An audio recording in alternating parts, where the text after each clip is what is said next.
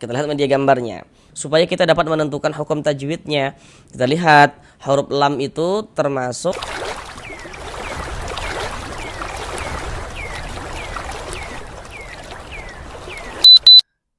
Assalamualaikum warahmatullahi wabarakatuh.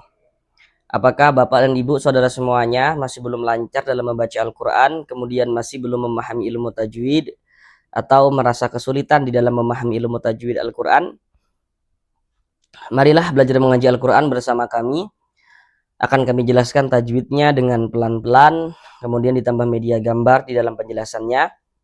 Harapannya itu dengan penjelasan tajwid yang kami jelaskan dengan pelan-pelan ditambah media gambar dalam penjelasannya, harapannya semoga Bapak dan Ibu saudara semuanya dapat bisa langsung dengan mudah dalam memahami ilmu tajwid Al-Quran, kemudian dapat langsung bisa mempraktekkan dengan sendirinya ketika membaca Al-Quran di surah apapun dan di ayat manapun.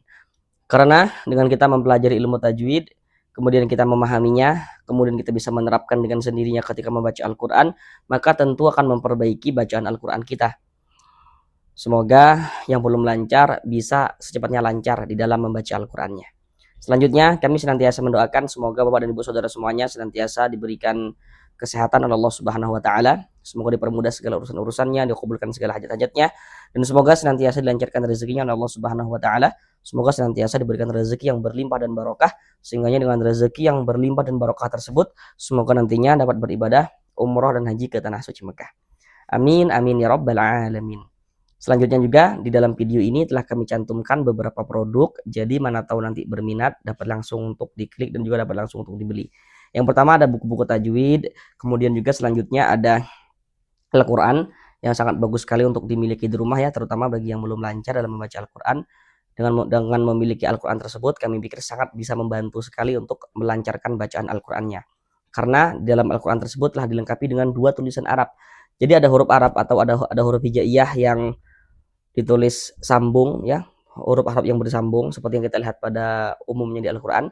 Kemudian di bawah tulisan huruf Arab sambung itu ada huruf Arab yang ditulis per huruf, seperti halnya kita belajar Iqra kayak gitu. Jadi itu kami pikir sangat bagus sekali untuk membantu melancarkan bacaan Al-Quran. Jadi untuk produknya telah kami cantumkan dalam video ini, mana tahu berminat nanti dapat langsung untuk diklik dan juga dapat langsung untuk dibeli. Baik, mari langsung kita mulai belajar mengaji Al-Qurannya. Kita lanjutkan kembali belajar mengaji Al-Quran dengan penjelasan tajwid yang nantinya akan kami jelaskan dengan pelan-pelan. Harapannya itu semoga dapat langsung bisa dipahami dengan mudah untuk ilmu tajwidnya, sehingga dapat dipergunakan untuk memperbaiki dan juga melancarkan bacaan Al-Quran daripada Bapak dan Ibu saudara semuanya yang ada di rumah.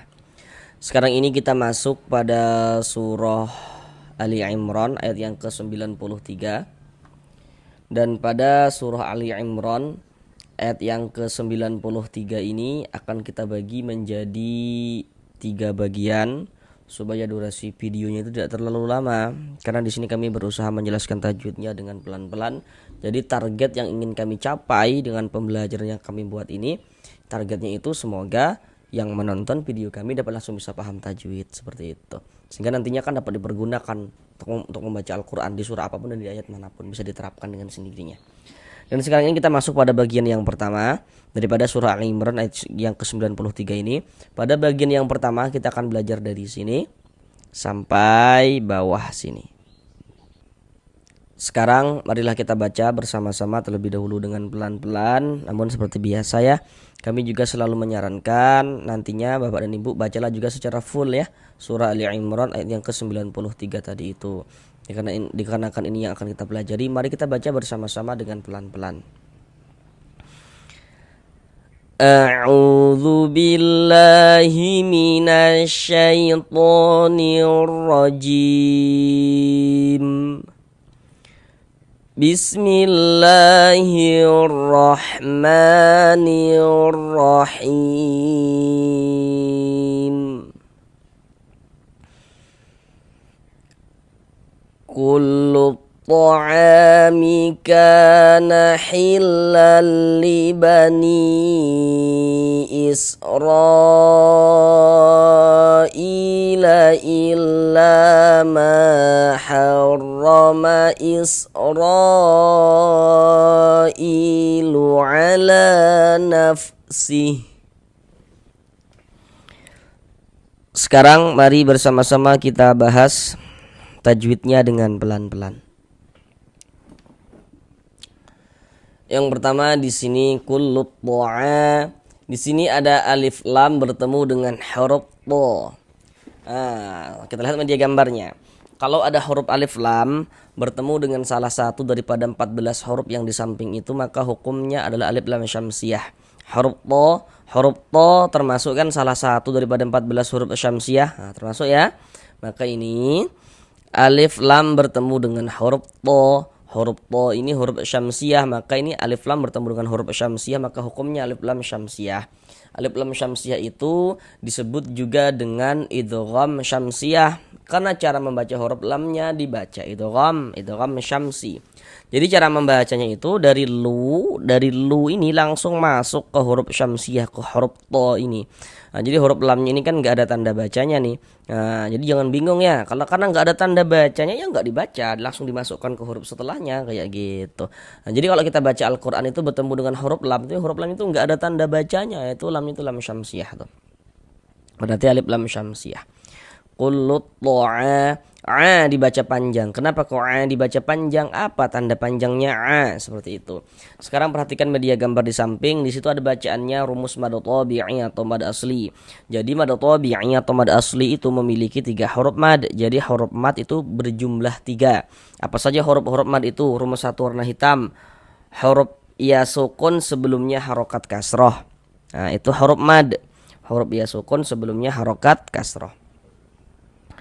Bagaimana fungsinya? Jadi kalau kita membaca Al-Quran apabila bertemu dengan huruf ya sukun, sebelum ya sukun ada huruf yang memiliki harokat kasroh, maka huruf yang memiliki harokat kasrohnya itu kita baca panjang. Selanjutnya rumus 2 warna hitam ya, huruf mad selanjutnya yakni huruf waw sukun sebelumnya harokat dhammah. Bagaimana fungsinya? Jadi kalau kita baca Al-Quran bertemu waw sukun, sebelum waw sukun ada huruf yang memiliki harokat dhammah, maka huruf yang memiliki harokat dhammahnya dibaca panjang. Huruf mad yang ketiga rumus 3 warna hitam, huruf alif sebelumnya harokat fathah. Bagaimana fungsinya?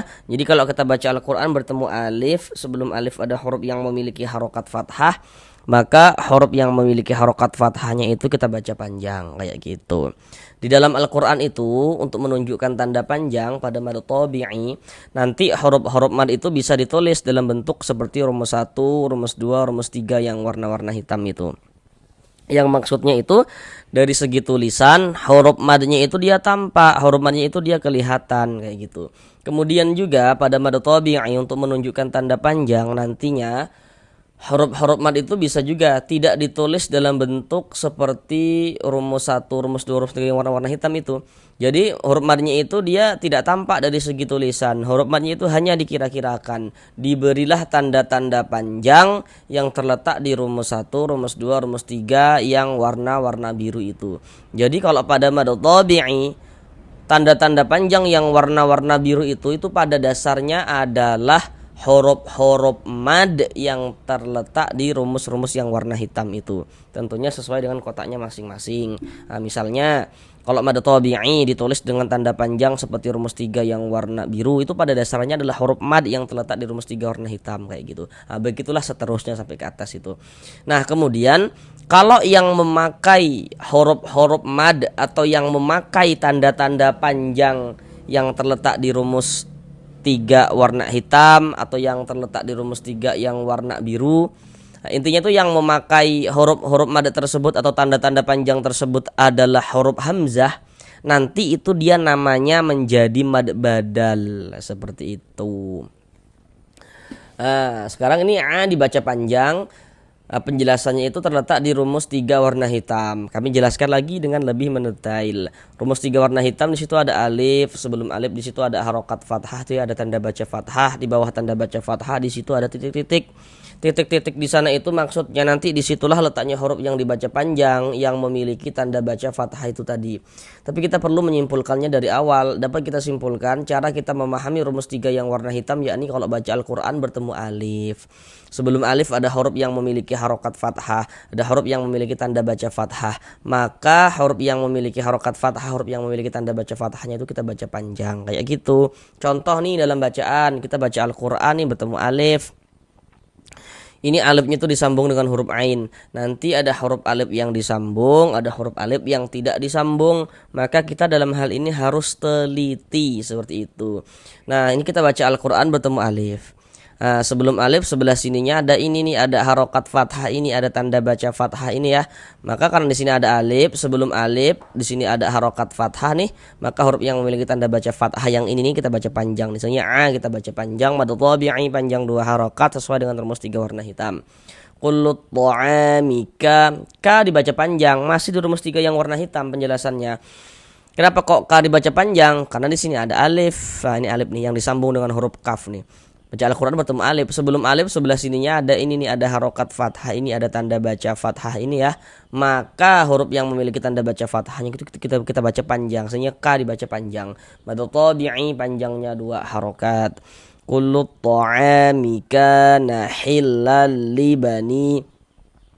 Tanwin setelahnya di sini huruf lam. Nah, perhatikan media gambar di samping. Di situ ada bacaannya nun sukun, kemudian juga di situ ada bacaannya tanda baca tanwin. Tanda baca tanwin memiliki 3 bentuk tanda baca. Nomor 1 baris 2 di atas huruf namanya fathatain. Nomor 2 baris 2 di bawah huruf namanya kasratain. Kemudian yang nomor 3 itu namanya dhammatain. Nah, jadi kalau kita baca Al-Qur'an itu setiap bertemu dengan huruf nun sukun atau setiap bertemu dengan salah satu tanda baca tanwin, maka di situ terjadi hukum tajwid dengan memperhatikan huruf setelahnya kayak gitu. Nah, kecuali nanti kalau ada tanwin setelahnya ada hamzah wasal, nanti itu dia ada pembahasan tersendiri. Nah, sekarang ini kita baca Al-Qur'an bertemu dengan salah satu tanda baca tanwin. Tadi kan kami katakan ya, di mana ada nun sukun atau di mana ada tanwin terjadi hukum tajwid di sana dengan memperhatikan huruf setelahnya. Nah, di sini ada tanwin, berarti terjadi hukum tajwid dengan memperhatikan huruf setelahnya. Tanwin, yakni baris 2 di atas huruf, salah satu tanda baca tanwin yakni fathatain. Tanwin setelahnya huruf lam. Nah, huruf lam ini yang harus kita ketahui. Huruf apa sih dia seperti itu? Supaya kita dapat menentukan hukum tajwidnya. Kita lihat huruf lam itu termasuk salah satu huruf idgham bila gunnah. Nah, jadi hurufnya itu diingat ya, huruf idgham bila gunnah ada 2, huruf lam dengan huruf ro. Harus diingat huruf-hurufnya supaya kita dapat menentukan hukum tajwidnya nanti kayak gitu. Jadi kalau baca Al-Qur'an apabila bertemu dengan huruf nun sukun atau tanwin, setelah huruf nun sukun atau setelah tanwinnya itu nanti bertemu dengan salah satu daripada 2 huruf yang di samping itu, maka hukumnya idgham bila gunnah. Nah, kayak gini kan nih. Tanwin bertemu dengan huruf lam ini huruf idgham bila gunnah, maka hukumnya idgham bila gunnah. Cara membacanya bagaimana? Dengan cara memasukkan. Jadi bunyi nun sukun atau bunyi tanwinnya itu dimasukkan ke dalam huruf idgham bila gunnahnya. Nah, sehingga ini kita baca hilal, tidak dibaca hilan tapi dibaca hilal. Kemudian dimasukkan, tapi dia itu tidak digunakan, tidak didengungkan, maka dibaca pendek saja kayak gitu. Hilal libani, jangan dibaca hilal ditahan gitu, jangan ya, salah, baca pendek saja. Hilal libani, ni dibaca panjang. Ini namanya adalah mad jaiz munfasil, namun pada awalnya itu namanya mad tabi'i. Nah, sekarang yang perlu untuk kita ketahui dulu, kenapa kok ni dibaca panjang, tanda panjangnya apa? Harusnya di sini Bapak Ibu sudah dapat mengira-ngira nih tanda panjangnya apa gitu ya. Karena huruf madnya itu dia tampak, huruf madnya itu dia kelihatan. Nah, sekarang perhatikan rumus 1 yang warna hitam. Cara memahami rumus 1 warna hitam. Di situ ada huruf ya sukun, huruf ya sukun atau huruf ya mati. Huruf sukun atau huruf mati itu maksudnya sama saja. Huruf sakinah itu maksudnya sama saja. Nah, jadi huruf ya sukun, sebelum ya sukun di situ ada harokat kasroh, ada tanda baca kasroh. Di atas tanda baca kasroh di situ ada titik-titik. Titik-titik di sana itu maksudnya nanti disitulah letaknya huruf yang dibaca panjang yang memiliki tanda baca kasroh itu tadi, yang memiliki harokat kasroh itu tadi. Jadi dapat kita pahami rumus 1 yang warna hitam, yakni kalau baca Al-Qur'an bertemu ya sukun, sebelum ya sukun ada huruf yang memiliki harokat kasroh, maka huruf yang memiliki harokat kasrohnya itu kita baca panjang. Contoh dalam bacaan, kita baca Al-Qur'an bertemu dengan huruf ya sukun, ada huruf ya, ada tanda sukun. Sebelum ya sukun sebelah sininya ada ini nih, ada harokat kasroh ini ya, ada tanda baca kasroh ini ya. Maka karena di sini ada huruf ya sukun, sebelah sininya nih ada huruf yang memiliki tanda baca kasroh nih, maka huruf yang memiliki tanda baca kasrohnya ini kita baca panjang, sehingga ni dibaca panjang. Ni dibaca panjang itu mad tabi'i sesuai dengan rumus 1 yang warna hitam. Kemudian Mad tabi'inya itu bertemu dengan ini nih, dengan huruf hamzah. Tapi dia itu di lain kata. Jadi dalam dua kata yang berbeda. Atau di lain kalimat. Maka dia berubah menjadi mad jaiz munfasil. Panjangnya mad jaiz munfasil itu dibaca dengan panjang 4 sampai dengan 5 harokat. Namun ada juga yang membolehkan dibaca dengan 2 harokat seperti itu. Bagi Bapak Ibu yang belum tahu, kalau ada huruf alif tapi ada tanda bacanya, maka itu bukan huruf alif tapi huruf hamzah. Jadi huruf hamzah itu bisa ditulis dalam bentuk seperti ini, bisa juga ditulis dalam bentuk seperti ini. Nah, ini kita panjangkan 4 sampai dengan 5 harokat. Boleh 4 harokat, boleh juga 5 harokat. Libani Israila illa. Kemudian di sini huruf ro memiliki harokat fathah, tanda baca fathah ya ini. Maka ini huruf ro kita baca tabkhim, kita baca tebal. Sehingga dengan menaikkan pangkal lidah kita ketika kita mengucapkannya. Kemudian ro dibaca panjang. Nah, kenapa kok ro dibaca panjang? Apa tanda panjangnya? Nah, pasti Bapak Ibu di sini sudah dapat mengetahui ini gitu ya. Ini namanya adalah mad wajib muttasil. Namun pada awalnya itu namanya mad tabi'i. Kenapa kok ini dari mad tabi'i berubah menjadi mad wajib muttasil kayak gitu. Nah, tanda panjangnya mana ro ini? Sekarang perhatikan rumus 3 yang warna hitam. Masih rumus 3 warna hitam. Pada dasarnya sama nih. Kenapa kok A dibaca panjang? Kenapa kok K dibaca panjang? Sama kenapa kok ro dibaca panjang? Nah, kan di sini ada alif. Kalau di atas tadi kan ini alifnya itu disambung. Kalau ini alifnya nggak disambung nih. Nah, baca Al-Quran bertemu alif. Sebelum alif sebelah sininya ada ini nih, ada harokat fathah, ada tanda baca fathah. Maka huruf yang memiliki tanda baca fathahnya itu dibaca panjang. Hanya ro dibaca panjang. Ro dibaca panjang itu adalah mad tabi'i pada awalnya. Kemudian mad tabi'inya bertemu dengan ini, dengan huruf hamzah, tapi dia dalam satu kata atau dalam satu kalimat. Maka dia berubah menjadi mad wajib muttasil. Mad wajib muttasil itu panjangnya 4 sampai dengan 5 harokat. Lalu apa bedanya dengan mad jaiz tadi? Kalau mad jaiz munfasil tadi ada yang membolehkan dibaca dengan panjang 2 harokat, tapi kalau mad wajib tidak boleh dia dibaca dengan 2 harokat. Dibaca dengan 4 sampai dengan 5 harokat. Israila illa, i dibaca panjang. Nah, ini namanya mad apa? Nah, ini namanya adalah mad badal. Nah, tadi kan di awal tadi itu ya sudah kami jelaskan dengan detail. Kalau yang menggunakan huruf-huruf mad atau yang menggunakan tanda-tanda panjang pada media gambar yang ditampilkan itu adalah huruf hamzah, maka terjadi mad badal. Mad badal itu terjadi kalau ada huruf hamzah yang mendahului huruf mad atau huruf mad sebelumnya hamzah. Dan mad badal itu terjadi hanya pada huruf hamzah saja, tidak pada huruf yang lain. Jadi kalau ada huruf hamzah dibaca panjang nih, karena dia memiliki tanda panjang tadi itu, maka mad badal gitu. Pembahasan secara lebih lengkap tentang mad badal itu sudah kami buatkan tersendiri videonya seperti itu. Nah, silakan lihat di bagian playlist video. Jadi perhatikan sekarang ini ni, kenapa kok ni dibaca panjang? Samalah penjelasannya, kenapa kok i dibaca panjang kayak gitu. Sekarang biar perhatikan lagi rumus 1 yang warna hitam. Nah, jadi kalau baca Al-Quran bertemu ya sukun, ada huruf ya, ada tanda sukun. Sebelum ya sukun sebelah sininya ada ini nih, ada harokat kasroh, ini ada tanda baca kasroh ini. Maka huruf yang memiliki tanda baca kasrohnya dibaca panjang, maksudnya i dibaca panjang. Tapi karena yang dipanjangkan di sini adalah huruf hamzah, maka dia terjadi mad badal. Panjangnya 2 harokat.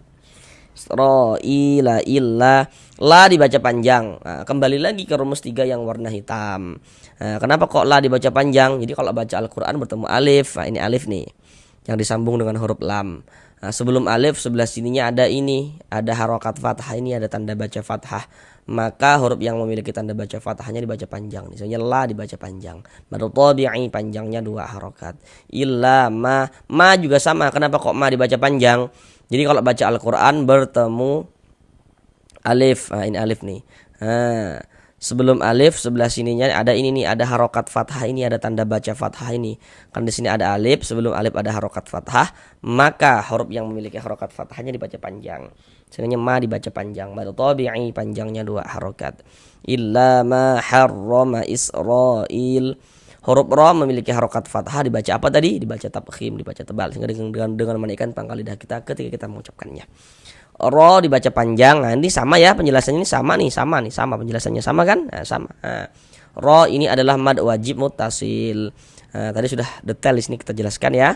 Mad wajib muttasil panjangnya 4 sampai dengan 5 harokat. I ini namanya adalah mad badal, panjangnya 2 harokat, sama dengan di ini tadi ya. Nah, mad badal panjang 2 harokat. Israilu ala, la dibaca panjang. Nah, kenapa kok la dibaca panjang? Sekarang perhatikan rumus 3 yang warna biru. Nah, jadi kalau baca Al-Quran bertemu huruf, di atas huruf tersebut ada tanda seperti ini, ada tanda harokat fathah, tapi dia bentuknya berdiri seperti ini, berbentuk alif kecil seperti ini. Nah, ini menandakan huruf kalau di atasnya ada tanda seperti ini dibaca panjang. Sengaja la dibaca panjang. Pada tabi'i panjangnya 2 harokat. Ala nafsih. Ini kalau kita berwaqaf berhenti di huruf H, kita baca nafsih. Jangan dibaca ala nafsihi. Nah, jangan ya, salah. Jadi kalau berwaqaf, kenapa kok huruf H ini kita sukunkan, kita matikan? Nah, jadi kalau kita baca Al-Quran kemudian berwaqaf berhenti di huruf yang tidak dibaca panjang, maka hurufnya itu kita sukunkan, hurufnya itu kita matikan, kayak gitu. Sehingga kita baca ala nafsih. Nah, pasti Bapak Ibu akan bertanya-tanya, loh kenapa kok huruf H tadi dikatakan tidak dibaca panjang, sedangkan huruf H ini kan di bawahnya ini ada tanda panjangnya nih ya, kayak gitu. Nah, sekarang kita perlu ke sebelah dulu ya, ke halaman sebelah dulu. Nah, mana tadi? Nah, sini. Huruf H ini namanya ini hi, ini dibaca panjang. Pertama gini dulu. Jadi kalau kita baca Al-Qur'an, apabila bertemu dengan huruf, di bawah huruf tersebut ada tanda seperti ini. Ada tanda harokat kasrah, bentuknya berdiri seperti ini. Ini menandakan huruf itu kalau di bawahnya ada tanda seperti ini dibaca panjang. Artinya hi dibaca panjang. Nah, tapi hi ini namanya adalah mad silah qasirah. Jadi huruf H ini huruf H dhamir yang diapit oleh 2 huruf yang berharokat. Nah, diapit oleh 2 huruf yang hidup. Jadi sebelah sininya nih hurufnya ini bukan huruf sukun, bukan huruf yang memiliki tanda sukun, bukan huruf mati sebelah sininya. Sebelah sininya juga nih bukan huruf sukun, bukan huruf mati. Kemudian di sini juga nih bukan huruf hamzah nih. Maka hi ini adalah mad silah qasirah. Panjangnya dipanjangkan dengan panjang 2 harokat. Tapi, ya ada tapinya. Mad silah itu, baik itu mad silah qasirah atau mad silah tawilah, intinya mad silah berlaku tanda panjangnya kalau kita wasolkan. Kalau kita wakafkan dia tidak berlaku tanda panjangnya. Misalnya kita berwakaf di sini, maka kita baca ala nafsih seperti itu. Tapi kalau misalkan kita wasolkan tidak berhenti di huruf H, ala nafsihi min qabli dan seterusnya. Ala nafsihi min, kita wasolkan gitu, tidak berhenti di huruf H. Baru berlaku tanda panjangnya mad silah tadi itu. Tapi kalau berwakaf maka dia gugur tanda panjangnya. Sehingganya kalau kita berwakaf di huruf H, maka kita baca ala nafsih. Nah, kita matikan huruf hanya gitu. Karena ini dia mad silah gitu. Mad silah qasirah atau mad silah sughra. Panjangnya kalau diwasolkan dibaca dengan panjang 2 harokat. Kalau diwakafkan gugur tanda panjangnya. Seperti itu. Sekarang mari kita baca bersama-sama sekali lagi dari awal. Kullu ta'ami kana hilal li bani Israila illa ma harrama Israilu ala nafsih. Kemudian kan ini di sini nggak ada tanda wakafnya ya. Nah, jadi nanti kita bisa memulainya lagi dari sini. Nah, dari illa ma harrama Israilu ala nafsihi dan seterusnya kita wasolkan kayak gitu. Sekarang kita cukupkan sampai di sini belajar mengaji Al-Qur'annya. Sampai bertemu di pelajaran yang berikutnya. Assalamualaikum warahmatullahi wabarakatuh.